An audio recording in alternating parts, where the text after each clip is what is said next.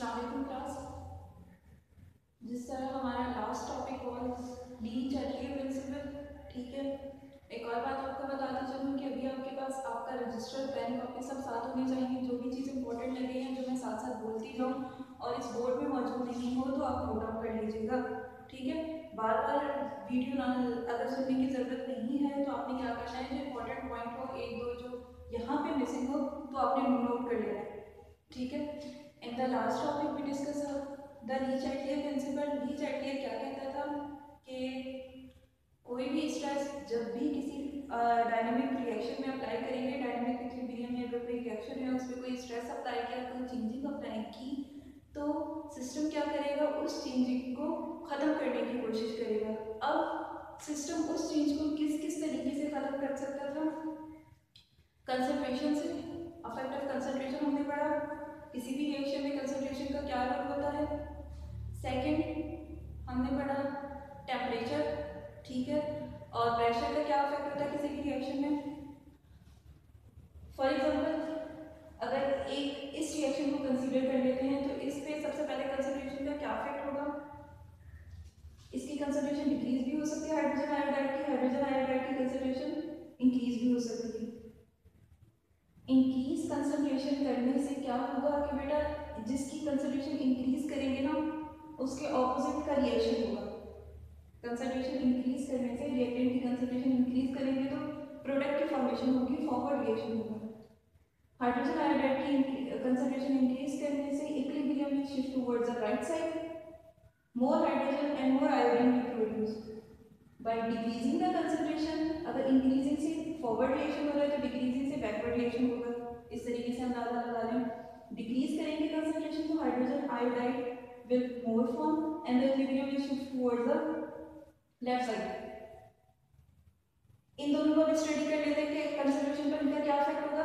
Bye increasing the concentration of hydrogen and iodine, इस तरफ का कंसंट्रेशन इंक्रीज करेंगे तो equilibrium will shift towards the opposite side, equilibrium will shift towards the left side and more hydrogen iodide will form if we increase the concentration of hydrogen and iodine, ठीक है। इसकी concentration increase करने से ये चीज मिलेगी, concentration increase करने से हाइड्रोजन आयोडाइड मिल रहा है, जिसका मतलब अगर कंसंट्रेशन डिक्रीज कर दें तो more hydrogen and more iodine produce. Concentration को अभी डिस्कस कर लिया। प्रेशर का क्या इफेक्ट होगा बेटा, प्रेशर और वॉल्यूम का आपको पता है इनवर्स रिलेशन होता है। सबसे पहले रिएक्शन को देख लेना है कि किस नौयत का कितना वॉल्यूम है। For example 2 moles of reactant आ गया, 1 mole of product, 1 mole of product, इसका मतलब कि प्रोडक्ट के भी 2 मोल हैं, रिएक्टेंट के भी 2 मोल हैं। प्रेशर उसी वक्त अफेक्ट करेगा when there is a difference between the mole, when there is a difference between the volume. यहाँ पे भी 2 है, यहाँ पे भी 2 है, तो यहाँ पे प्रेशर का कोई इफेक्ट नहीं होगा। अगर टेम्परेचर की बात करें कि टेम्परेचर का किसी भी रिएक्शन में क्या इफेक्ट होगा, तो हमने देख लेना है कि रिएक्शन इज एक्सोथर्मिक और एंडोथर्मिक। फॉर एग्जांपल इस रिएक्शन में हम टेम्परेचर का इफेक्ट देख लेते हैं। This reaction is -46.2 kilojoule energy requires to form ammonia. इसका मतलब this reaction is exothermic. Exothermic का मतलब हीट एनर्जी रिमूव करेंगे तो अमोनिया फॉर्म होगा। हीट एनर्जी रिमूव कर दी तो अमोनिया फॉर्म होगा। हीट एनर्जी रिमूव करने से फॉरवर्ड रिएक्शन होगा, हीट एनर्जी रिमूव करने से इक्विलिब्रियम शिफ्ट हो रहा है राइट साइड पर, ठीक है। इस रिएक्शन में टेम्परेचर डिक्रीज करने से फॉरवर्ड रिएक्शन होगा, by temperature increasing we got a backward reaction, and by increasing the temperature equilibrium shift towards the left side, by decreasing the temperature equilibrium shift towards the right side। Temperature का effect देख लिया। इसके बाद किसी भी बेटा reaction को चलाने के लिए अगर आपको जल्दी रिएक्शन करवाना है तो कैटलिस्ट की जरूरत होती है। कैटलिस्ट का इक्विलिब्रियम पर कोई इफेक्ट नहीं होता। Concentration will affect the equilibrium, temperature will affect the equilibrium, pressure affect the equilibrium, but catalyst doesn't affect the equilibrium। लेकिन equilibrium को क्यों हम catalyst को क्यों हम पढ़ रहे हैं equilibrium में, क्योंकि catalyst का क्या काम होता है, catalyst कर देता है decrease of energy of activation। catalyst energy of activation को decrease कर लेता है। energy of activation क्या है, for example ये reaction है A plus B equals to C। This reaction requires, for example, this reaction requires 50 kilojoule of energy, 50 kilo joule of energy, ठीक है, स्टार्टिंग एनर्जी। अगर इसको बेटा फिर 45 किलो जूल ऑफ एनर्जी देंगे ना तो ये रिएक्शन नहीं स्टार्ट होगा। इसको फॉर एग्जांपल एटलीस्ट 50 चाहिए तो 50 के बाद ही स्टार्ट होगा। हाँ 51 पे भी रिएक्शन स्टार्ट हो सकता है, 52 पर भी रिएक्शन नहीं स्टार्ट होता है। कैटालिस्ट का क्या काम होता है, कैटालिस्ट क्या करता है, इस एनर्जी ऑफ एक्टिवेशन को कम कर देता है। 50 के बजाय अगर कैटालिस्ट हम ऐड करेंगे तो ये 45 किलो जूल एनर्जी हो सकता है, ये 40 किलो जूल एनर्जी हो सकता है। तो विदाउट कैटालिस्ट जब तक 50 एनर्जी हम नहीं दे रहे थे तो रिएक्शन स्टार्ट नहीं हो रहा था, लेकिन जैसे कैटालिस्ट हमने ऐड किया, कैटालिस्ट ने एनर्जी ऑफ एक्टिवेशन कम कर दिया और 40-45 किलो जूल एनर्जी पर भी रिएक्शन हो गई। ली-चाइटली प्रिंसिपल यहाँ पे एंड हो जाता है। अब बेटा हमने डिस्कस करना है कि ली-चाइटली प्रिंसिपल कहाँ कहाँ अप्लाई हो सकता है, क्या है इसकी एप्लीकेशंस ना। हमारे कोर्स में सिर्फ 2 ही एप्लीकेशंस हैं। नंबर 1 है सिंथेसिस ऑफ अमोनिया के लिए ली-चाइटली प्रिंसिपल हम पढ़ते हैं, और second is synthesis of sulphuric acid के लिए ली-चाइटली प्रिंसिपल अप्लाई होता है। अब कैसे अप्लाई होता है, सबसे पहले बेटा इस टॉपिक में सिर्फ आपको इक्वेशन याद होनी चाहिए, सिर्फ यही चीज याद करने की जरूरत है, बाकी चीज जो मैं बोल रही हूँ वैसे ही आपने लिखना है। नाइट्रोजन का मॉलिक्यूल था, 3 मोल ऑफ हाइड्रोजन थे, अमोनिया बन गया। आपको इतना पता है, इसका बेटा 1 मोल है तो 1 वॉल्यूम लिखा, 3 मोल 3 वॉल्यूम, 2 मोल 2 वॉल्यूम, ये चीज याद रखनी है। डेल्टा एच इसकी रिएक्शन की 46.2 है। सिंथेसिस ऑफ अमोनिया हम खुद करेंगे, कैसे करेंगे, ली-चाइटली प्रिंसिपल से। सबसे पहले बेटा कंसंट्रेशन की हेडिंग आएगी, कंसंट्रेशन को स्टडी करेंगे। कंसंट्रेशन की हेडिंग आ गई, हमने लिखा चेंज ऑफ कंसंट्रेशन। अब कंसंट्रेशन से कैसे अमोनिया हमें मिल सकता है, आपको बताया था कि अगर इस साइड की कंसंट्रेशन इंक्रीज कर देंगे तो ये साइड की कंसंट्रेशन मिलेगी। अगर रिएक्टेंट की कंसंट्रेशन इंक्रीज करेंगे तो प्रोडक्ट हमें मिलेगा। टारगेट हमारा प्रोडक्ट है, इसका मतलब if we increase the concentration of nitrogen, or if we increase the concentration of hydrogen, or if we increase the concentration of both nitrogen and hydrogen, we got a product which is ammonia, and equilibrium shift towards the right side according to the Le Chatelier principle. Concentration को discuss करिए, खत्म हो गया। और आपने equilibrium का भी word जरूर यूज करना है कि इक्विलिब्रियम किस डायरेक्शन में शिफ्ट होगा। अगर प्रेशर को स्टडी करें, प्रेशर के लिए आपको वॉल्यूम का डिफरेंस होना चाहिए। अगर वॉल्यूम का डिफरेंस नहीं है, इलेक्ट्रॉन प्रोडक्ट्स में सेम होल्स हैं, सेम वॉल्यूम है, तो फिर प्रेशर अफेक्ट नहीं करेगा। लेकिन यहाँ पे how many moles of reactants are there, 1 mole and 4 volume है, या 4 मोल भी कह सकते हैं। यहाँ पे 2 मोल है या 2 वॉल्यूम भी कह सकते हैं। इसका मतलब pressure will definitely affect this reaction. यहाँ पे कम वॉल्यूम है, जैसे प्रेशर अप्लाई करेंगे ज़्यादा से कम की तरफ स्टार्ट हो जाएगा रिएक्शन, ज़्यादा से कम की तरफ बाय अप्लाइंग द प्रेशर हमें प्रोडक्ट मिलेगा। प्रेशर अप्लाई किया, यहाँ से नाइट्रोजन हाइड्रोजन शिफ्ट होके अमोनिया बनाएगा। तो इसका मतलब by increasing the pressure we got ammonia and equilibrium will shift towards the right side by increasing the pressure, and if we decrease the pressure we got moles of the reactant instead of a product। तो target हमारा क्या है, product, तो हम इसमें क्या करेंगे, सिर्फ इंक्रीज प्रेशर की बात करेंगे।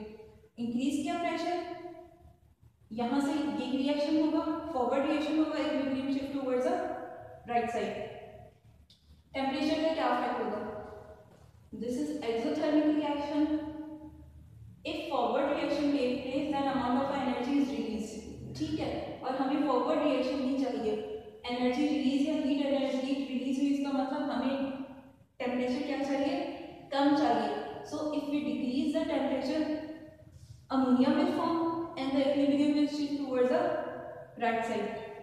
कैटालिस्ट की बात कर लें तो कैटालिस्ट के बारे में आपने लिखना है, catalyst doesn't affect the equilibrium and in the reaction of ammonia कौन सा कैटालिस्ट यूज होगा, डिवाइडेड आयरन यूज होगा। Divided iron means the iron का पाउडर, आयरन यूज होगा पाउडर फॉर्म में कैटालिस्ट में, ठीक है।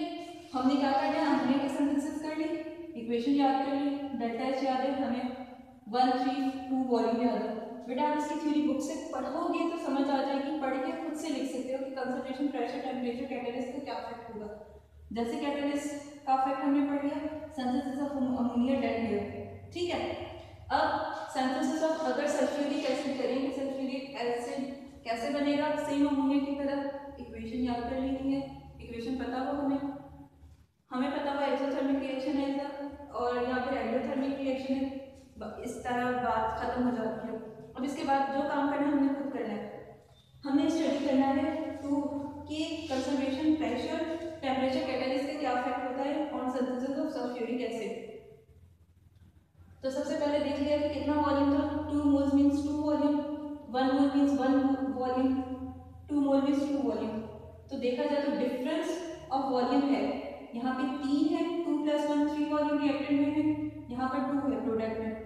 तो इसका मतलब प्रेशर जरूर इसका अफेक्ट करेगा। स्टार्ट कर लेते हैं बात कंसंट्रेशन से कि अब बेटा टारगेट प्रोडक्ट ये है, तो इसका मतलब कंसंट्रेशन किसकी इंक्रीज करेंगे, कंसंट्रेशन हम रिएक्टेंट की इंक्रीज करेंगे, या सिर्फ हम इसकी SO2 की कंसंट्रेशन इंक्रीज कर लें या फिर O2 की कंसंट्रेशन इंक्रीज करें या इन दोनों की कंसंट्रेशन इंक्रीज करें तो हमें क्या मिल जाएगा, प्रोडक्ट मिल जाएगा। तो हम क्या लिखेंगे, by increasing the concentration of SO2 और by increasing the concentration of O2 और if we increase the both concentration, forward reaction take place, equilibrium shift towards the right side and more SO3 will produce according to Lee-Chatterjee principle। Concentration पे बात हो गई, अब pressure को decrease कर लेते हैं कि इस रिएक्शन में प्रेशर का क्या रोल होगा। प्रेशर वॉल्यूम पर डिपेंड करता है, ठीक है। अब हमें इतना पता है कि यहाँ पे बेटा 3 वॉल्यूम है, यहाँ पे 2 है, डिफरेंस ऑफ वॉल्यूम है, तो pressure will definitely affect this reaction, ठीक है। प्रेशर का क्या रोल होता है बेटा, प्रेशर अप्लाई करने से ना ज़्यादा मोल कम की तरफ चले जाते हैं, ठीक है, और हमें यही चीज चाहिए। तो इसका मतलब by increasing the pressure equilibrium shift towards the right side according to Le Chatelier principle, ठीक है। दोनों में सेम बात हो रही है, इसमें भी रिएक्टेंट के मोल ज्यादा थे, इसमें भी रिएक्टेंट के मोल ज्यादा थे, इसलिए प्रेशर इंक्रीज किया।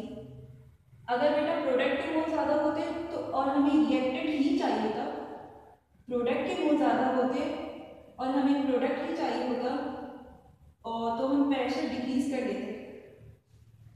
टेम्परेचर हमें इतना पता है, this reaction is exothermic, means forward reaction कब होगा, जब अमाउंट ऑफ एनर्जी कम होगी, हीट एनर्जी कम होगी। इसका मतलब if we decrease the temperature, equilibrium shift towards the right side and more SO3 will produce.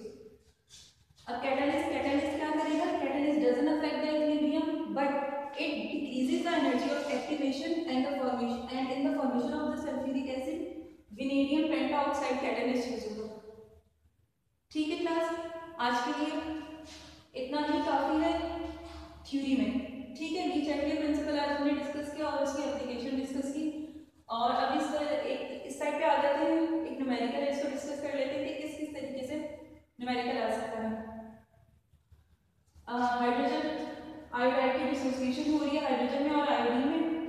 Kc question में आपको गिवन है कि ये है, इक्विलिब्रियम पर सबकी कंसंट्रेशन आपको गिवन होगी कि HI इतना है, हाइड्रोजन इतना है, आयोडीन इतना है, इक्विलिब्रियम पर कंसंट्रेशन गिवन होगी।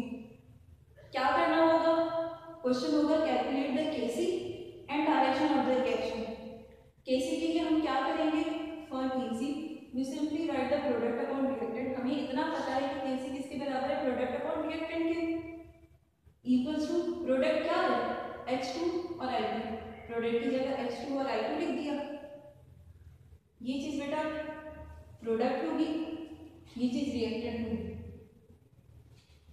और रिएक्टेंट क्या है, रिएक्टेंट इज HI लिखा और आपको ये बताया था जो 2 मोल होते हैं वो स्क्वायर में चले जाएंगे, ठीक है। HI के 2 मोल हैं स्क्वायर में।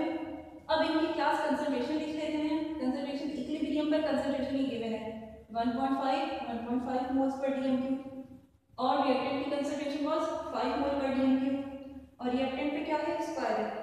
हम क्या कर रहे हैं, हम कह रहे हैं कैलकुलेट द Kc, इन दोनों को आपने मल्टीप्लाई करवा देना है, 5 का स्क्वायर लेना है, फिर दोनों के आंसर्स को डिवाइड करेंगे तो your answer will be 3 exponential -2। Kc of this reaction is 3 exponential -2। First काम हो गया। अब डायरेक्शन ऑफ रिएक्शन पता करते हैं कि किस डायरेक्शन में होगा रिएक्शन, फॉरवर्ड होगा या बैकवर्ड होगा। फॉरवर्ड या बैकवर्ड के लिए बेटा 2 केसेस को कंपेयर करते हैं, एक प्रोडक्ट अपॉन रिएक्टेंट का केसी मींस कैलकुलेटेड केसी और एक गिवन केसी, ठीक है। अगर कैलकुलेटेड केसी गिवन केसी से बड़ा हो, आप देखिए गिवन केसी 1.3 और कैलकुलेटेड 3 है, इसका मतलब 1.3 से 3 बड़ा